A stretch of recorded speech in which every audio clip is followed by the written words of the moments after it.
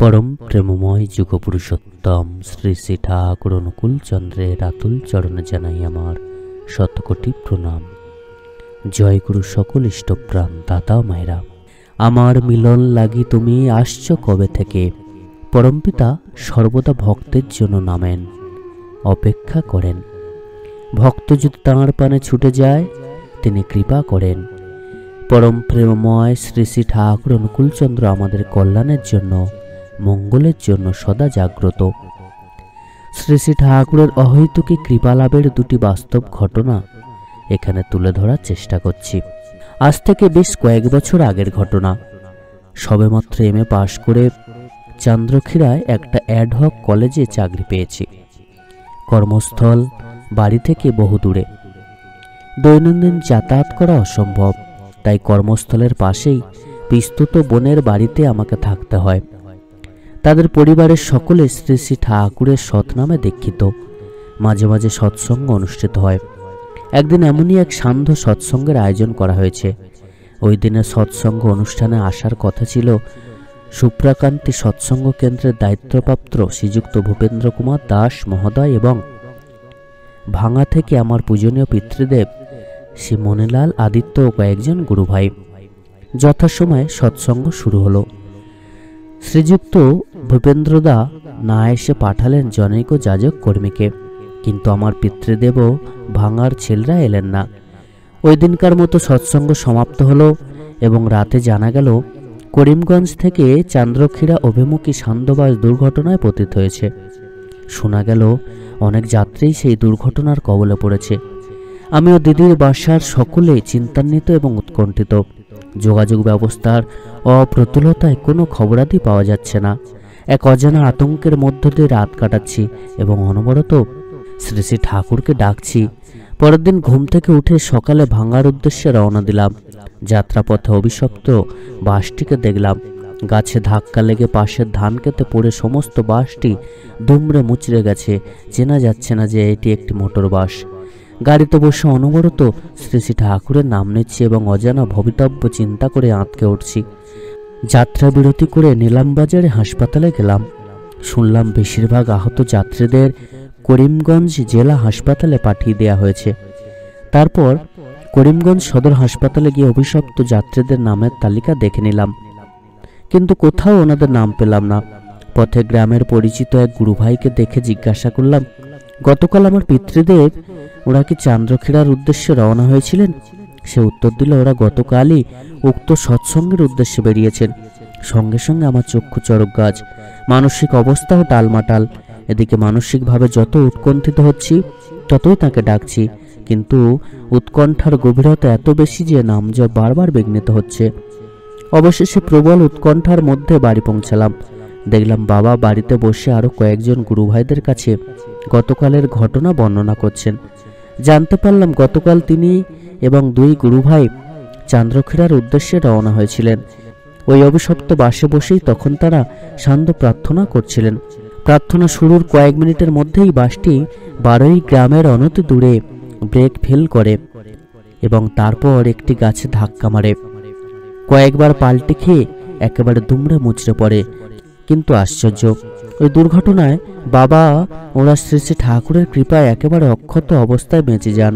পরে তারা অন্য একটি গাড়ি করে বাড়ি ফিরে যান। সঙ্গে সঙ্গে মনে পড়ে যায় শ্রী শ্রী ঠাকুরের অমোঘ বাণী, যেথায় থাকি শোষণা বেহুশ, করতে সন্ধ্যা প্রার্থনা, হবেই তাতে কর্মনিপুণ, শক্তি পাবি বদ্ধনা। আরও আরেকটি দৈব ঘটনার উল্লেখ করছি যা আমার জীবনে অনুভূত সত্য। সম্ভবত 1996 সাল। আমার পূজনীয় পিতৃদেব প্রস্রাবের যন্ত্রণায় কষ্ট পাচ্ছেন। যথারীতি ডাক্তারের পরামর্শ অনুযায়ী নানা পরীক্ষা করা হলো। শিলচরের খ্যাতনামা বিশেষজ্ঞ ডাক্তার শ্রীযুক্ত অনিরুদ্ধ বিশ্বাস বললেন, প্রোস্টেট গ্ল্যান্ড বেড়ে গেছে, অপারেশন করতে হবে। অকুলের কাণ্ডারি পরম পূজ্যপাদ শ্রী শ্রী বদ্দার কাছে চিঠি লেখা হলো। কি করা কর্তব্য? কয়েকদিনের মধ্যেই পূজ্যপাদ ও শ্রী শ্রী বদ্দাদা আশীর্বাদী পত্রে জানালেন বিশেষজ্ঞ অভিজ্ঞ চিকিৎসক দ্বারা অপারেশন করিয়ে নিতে। আশীর্বাদে আশ্বস্ত হল এবং পুনরায় ডাক্তার অনিরুদ্ধ বিশ্বাসের দ্বারস্থ হলাম। শিলচরের কেশি নার্সিংহোমে ভর্তি করা হলো এবং অপারেশনের ব্যবস্থা করা হলো। পরম দয়াল শ্রী শ্রী ঠাকুরের দয়ায় নির্বিঘ্নে অপারেশন হলো। 2-3 দিন পরে রোগী অনেকটা সুস্থ, কিন্তু তখনও জানা ছিল না দুর্যোগের কালো মেঘ এবং অশুভ গ্রহের ছায়া অপসৃত হয়নি। দুপুরবেলা রোগীর ক্যাথিটার পাইপ খুলে নেওয়া হয়েছে এবং মূত্র ভাণ্ড দেয়া হয়েছে। ডাক্তারও রুটিন মাফিক চেক আপ করে গেছেন।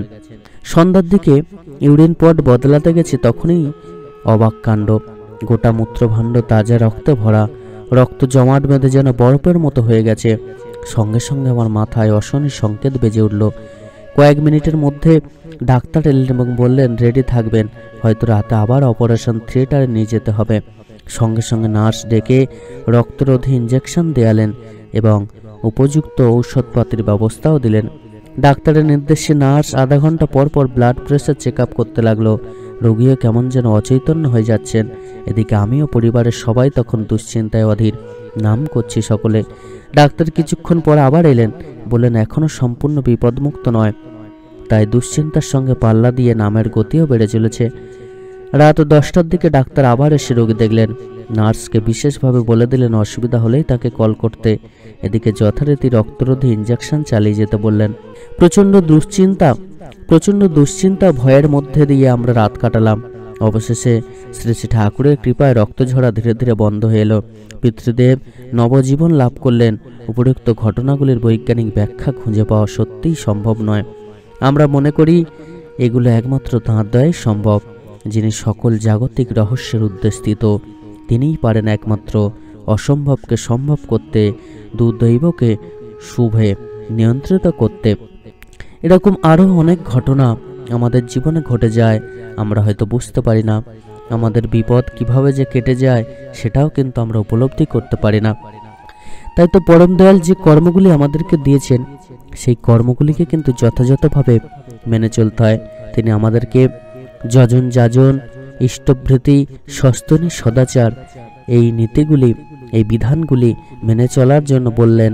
আর এগুলি যতই আমরা যথাযথভাবে মেনে চলতে পারবো, ততই কিন্তু আমরা সমস্ত বিপদ থেকে রক্ষা পেতে পারবো। তাই তো আমাদেরকে যজন যাজন ইষ্টভৃতি সঠিকভাবে পালন করতে হয়। এই যজন যাজন অধ্যয়ন, অধ্যাপনা, দান, প্রতিগ্রহণ ইত্যাদি আমাদের দৈনন্দিন জীবনের অপরিহার্য অঙ্গ।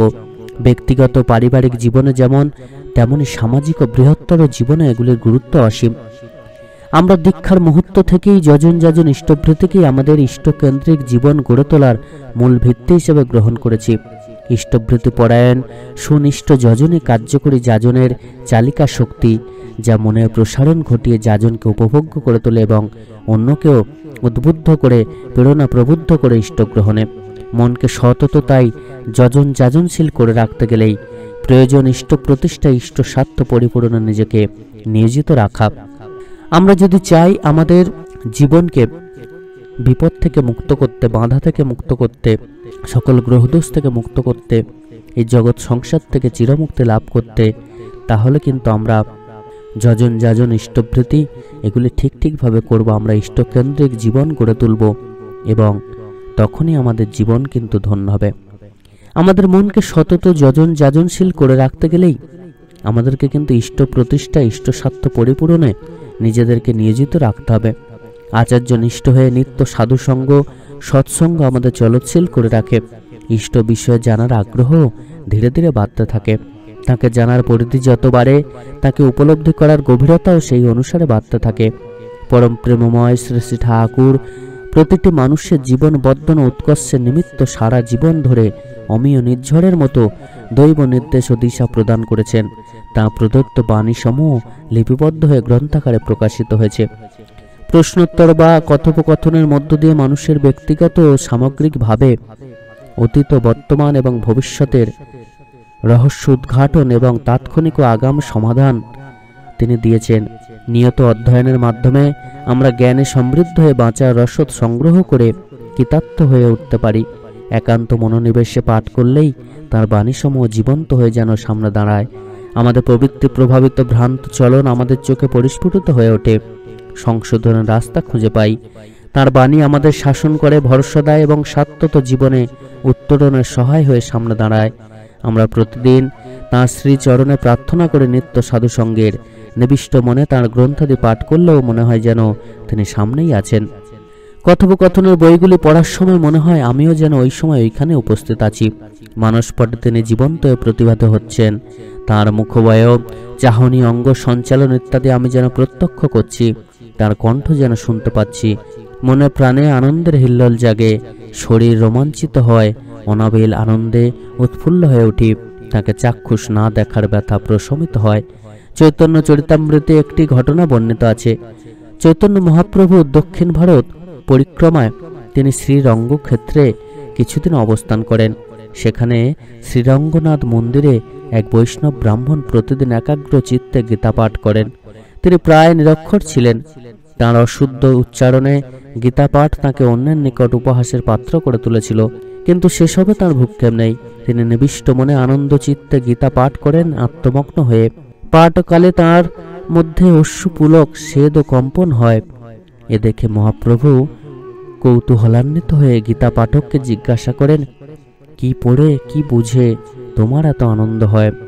বৈষ্ণব পাঠক উত্তর করেন, আমি নিতান্তই মূর্খ, আমি শব্দার্থ জানি না, ভুল শুদ্ধও বুঝি না, শুধু গুরুর আজ্ঞা পালন করে পাঠ করে যাই। পাঠকালে আমি সারথী রূপী অশ্বরজ্জুধার শ্রীকৃষ্ণকে দেখতে পাই। তিনি অর্জুনকে হিতোপদেশ দিচ্ছেন। যতক্ষণ পাঠ করি ততক্ষণই আমি দর্শন লাভ করি, আর এই জন্যই গীতা পাঠ থেকে নিবৃত্ত হই না। এমনই করে গীতা পাঠের মধ্য দিয়েই শ্রীকৃষ্ণের দর্শনানন্দ লাভ করি। শুনে মহাপ্রভু বলেন, তোমারই গীতা পাঠে যথার্থ অধিকার আছে। তখন মহাপ্রভু তাকে আলিঙ্গন করলে বৈষ্ণব ব্রাহ্মণের মহাপ্রভুকেই কৃষ্ণ অবতার বলে বোধ জন্মে। এমনটা কি আমাদেরও হয় না? হতে পারে না? তাঁর গ্রন্থাদি পাঠ করে তাঁর সান্নিধ্য সুখ লাভ করি এবং আচার্য দেবের মধ্যেই তাঁর জীবন্ত উপস্থিতি অনুভব করি। নিত্য পাঠ এই অনুভূতিকেই দৃঢ় করে তোলে। শ্রী শ্রী আচার্যদেব প্রতিদিন প্রার্থনান্তে শ্রী শ্রী ঠাকুরের বাণী গ্রন্থ পাঠ আবশ্যিক করেছেন, নিরন্তর আমাদেরকে ইষ্টমুখী করে রাখার প্রয়াসে। আমাদের সবার পক্ষে সবসময় শ্রী শ্রী ঠাকুরের সমগ্র গ্রন্থাবলী সংগ্রহ হয়ে ওঠে না, কারোর আর্থিক কারণে, আবার কারো সদিচ্ছার অভাবে। এই সমস্যার সমাধানে সহজ করেছে মাসিক আলোচনা পত্রিকা ও অনুরূপ পত্রিকাগুলি। প্রতি মাসে আমরা শ্রী শ্রী ঠাকুরের বিভিন্ন বিষয়ক বাণী, ভক্তজনের অভিজ্ঞতা, সৎসঙ্গ সংবাদ, আচার্যদেবের সাময়িক ও সর্বকালীন নির্দেশাবলী এবং অন্যান্য বহু জ্ঞাতব্য বিষয় বিভিন্ন ভাষায় আমাদের ঘরে ঘরে বয়ে নিয়ে আসছে এই সাময়িক পত্রিকাগুলি। এই পত্রিকা পাঠের ভিতর দিয়েও আমরা লাভ করতে পারি জীবন চলার পাথেও। আলোচনা পাঠ করেই এক মরণোন্মুখ ব্যক্তি কিভাবে জীবন ফিরে পায় তারই এক ঘটনার বিবরণ এখানে উল্লেখ করছি। আমারই এক বন্ধু স্থানীয় গুরুভ্রাতা সংসারের টানাপোড়নে ব্যতিব্যস্ত। দারিদ্র, লোক গঞ্জনা, আত্মীয় বিদ্বেষ ইত্যাদি দিয়ে তাকে হতোদ্যম করে ফেলেছে। জীবনের স্পৃহাও ম্রিয়মান, হতাশা চারিদিক থেকে ঘিরে ধরেছে। এভাবে বাঁচাচ্ছে মরাই ভালো, এমনতর মনোভাব যখন তখন সে ঠিকই করে ফেলে সে মরবেই, আত্মহত্যা করবে। ভাবা মতো উপায়ও ঠিক করে নিল। বাজার থেকে ধানের কীটনাশক বিষ 1 কৌটো কিনলেই হলো। সত্যি সত্যি মরণের উপকরণ সংগ্রহ হলো। দিনক্ষণও ঠিক হলো। রাতে খাওয়া দাওয়ার পর সবাই ঘুমিয়ে পড়লেই তার কাজ হাসিল হবে। সময় ঘনিয়ে এলো। বিষের কৌটো হাতে ধরা। হঠাৎ নজর গেল এক গুরু ভাইয়ের দেয়া ওই মাসের আলোচনা পত্রিকাটি, যা টেবিলের ওপর রাখা ছিল। না, শেষবারের মতো শ্রী শ্রী ঠাকুরের পত্রিকাটিতে এইটুকু চোখ বুলিয়ে নেওয়া যাক। আলোচনাটি হাতে নিয়ে পাতা উল্টাতেই পরম প্রেমময় শ্রী শ্রী ঠাকুরের করুণাঘন প্রতিকৃতি চোখে পড়ল। নিচে লেখা বাণীটিতেও চোখ গেল, মরো না, মেরো না, পারো তো মৃত্যুকে অবলুপ্ত করো।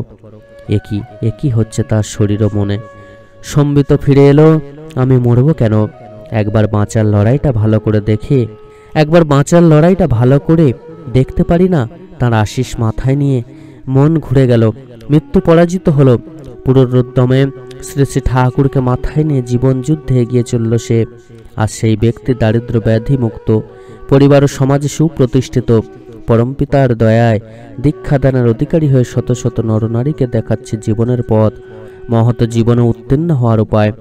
ভাগ্যিস ওই দিন আলোচনা পত্রিকাটি তাঁর টেবিলে ছিল, যার মাধ্যমে পরম দয়াল পরমপিতার দিব্য বাণী তাকে মৃত্যুর হাত থেকে টেনে আনলো। পরম পূজ্যপাদ আচার্যদেব শ্রী শ্রী দাদা ডাক দিয়েছেন আলোচনা অনুরূপ পত্রিকাটি প্রত্যেকটি সৎসঙ্গীর ঘরে এবং প্রতিটি জীবন বৃদ্ধিকা আমি মানুষের কাছে পৌঁছে দিতে প্রতিদিন সৎসঙ্গদের সংখ্যা দ্রুত গতিতে বেড়ে চলেছে। সেই সঙ্গে বেড়ে চলেছে আমাদের কাজের বহর। দেবদূত হয়ে আলোচনা আসছে আমাদের কাছে। শ্রী শ্রী ঠাকুরকে জানা বোঝার সহজ উপায় উন্মোচিত হচ্ছে প্রতিজনের কাছে। হাজারো প্রশ্নের উত্তর খুঁজে পাচ্ছি, জীবন চালনার মর্কট জানতে পারছি এবং পাঠের মধ্য দিয়ে সমোপযোগী বাণী পাঠ করে মনের ভ্রান্তি ঘোচাতে পারছি, নিজেদেরকে জ্ঞানে সমৃদ্ধ করে তুলতে পারছি। এই মহান কাজ কিন্তু আমাদের প্রত্যেকেরই করতে হবে।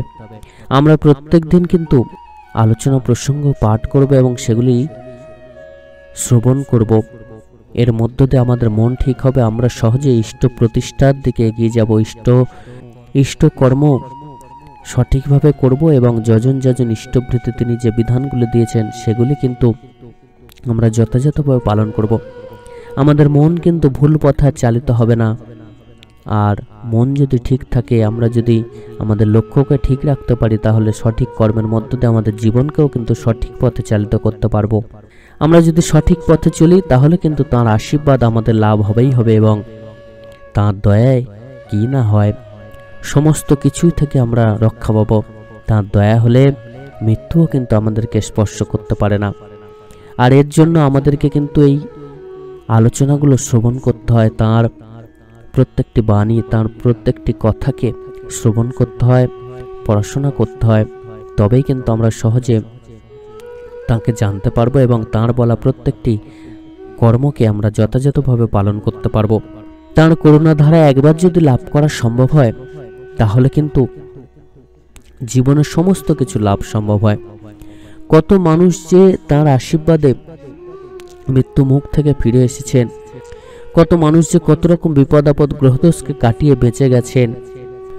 সকল ইষ্টপ্রাণ দাদা মায়েরা প্রত্যেকেই খুব ভালো থাকবেন।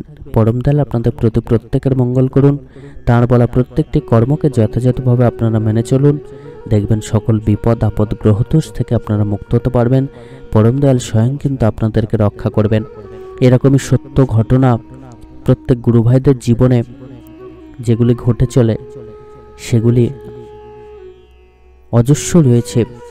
আস্তে আস্তে আপনাদের সামনে তুলে ধরবো। আপনাদের জীবনেও ঘটা পরম দয়ালের অশেষ কৃপার কথা আপনাদেরকে কমেন্টের মাধ্যমে জানাতে পারেন, বা পরম দয়ালের কৃপা লাভ করে বা পরম দয়ালের আশীর্বাদে কিভাবে আপনার জীবন ধন্য হয়েছে, এই সমস্ত ঘটনাগুলি কিন্তু আপনারা অতি অবশ্যই কমেন্টসের মাধ্যমে জানাবেন। সকল ইষ্টপ্রাণ দাদা মায়েরা অনেক অনেক ভালো থাকবেন। পরম দয়াল আপনাদের প্রত্যেকের মঙ্গল করুন। জয় গুরু বন্দে পুরুষোত্তমম।